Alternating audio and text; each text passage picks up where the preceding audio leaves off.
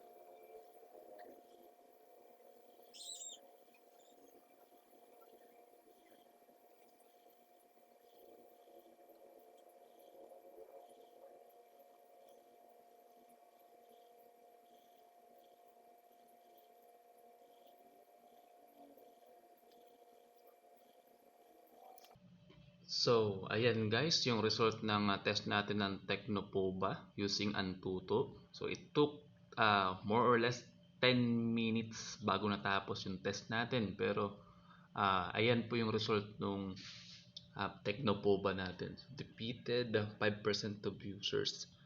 So, check natin kung ano bang meron dito sa na-test natin. So, ayan, 178,554, 178,554 yung score nung TECNO POVA. Ano ba yung mga nandito? Sana may ranking para makita natin kung yung mga kalaban niya. Sige. Okay. Check natin. So, yung score natin. Siguro may comparison dito. Ito. Ranking.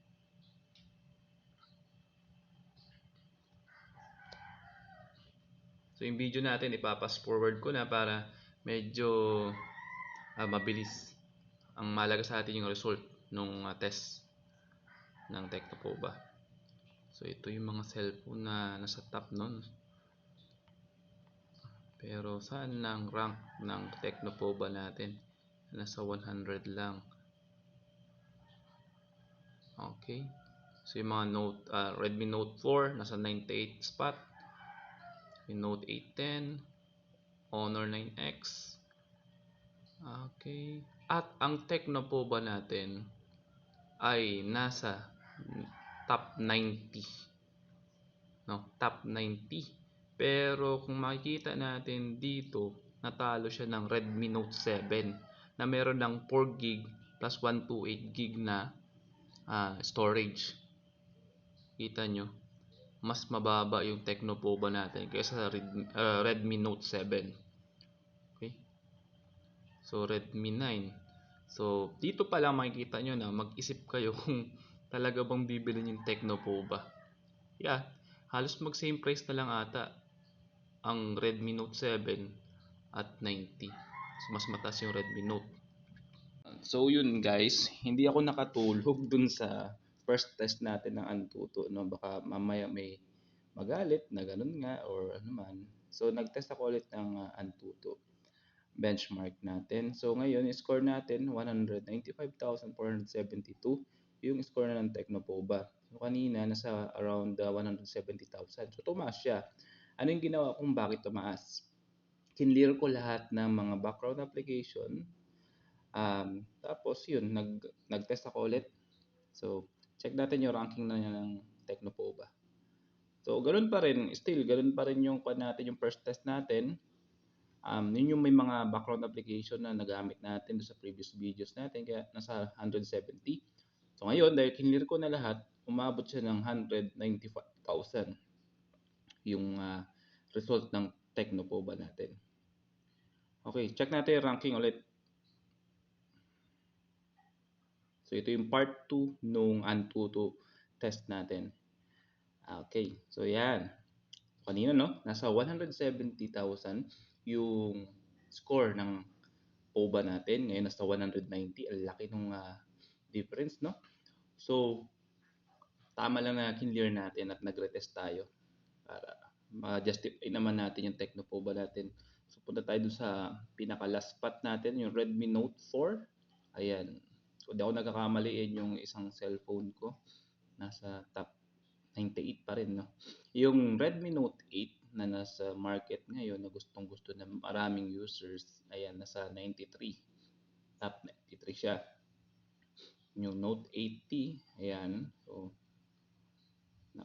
Honor 9X. Yung Note 7 natin, nasa top 89.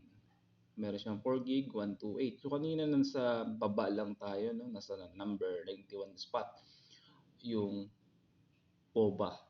Ang number 1 spot natin dito sa Antutu benchmark natin, yung Huawei Mate 40 Pro. O, alam naman natin kung magkano yung presyo niyan, kaya ganyan yung score niyan.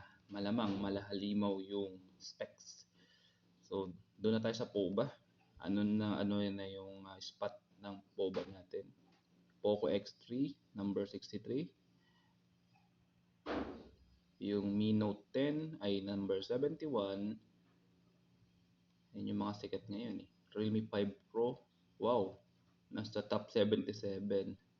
Pero ang tanong, saan yung POVA? POVA ay nasa 190 yung score niya. So number 84 na yung TECNO POVA natin. So ginawa natin, kinlear na natin yung mga background process, sa mga previous application na na-open natin. Pero still, under pa rin tayo ng Redmi 9 na merong 4 GB and 64 lang yung storage. So medyo malaki rin yung difference ng Redmi 9 at yung TECNO POVA according to the benchmark, Antutu benchmark result. So yan. So sana magkaroon kayo ng idea para check natin yung Honor Play, no? Ang taas ng score ng Honor Play. 4 GB, 64 lang yun. Ngayon yung TECNO POVA natin ay 6 GB, 64, nasa 84. So sana naman naliwanagan tayo dun sa test natin kanina. Okay, thank you for watching and see you on the next video.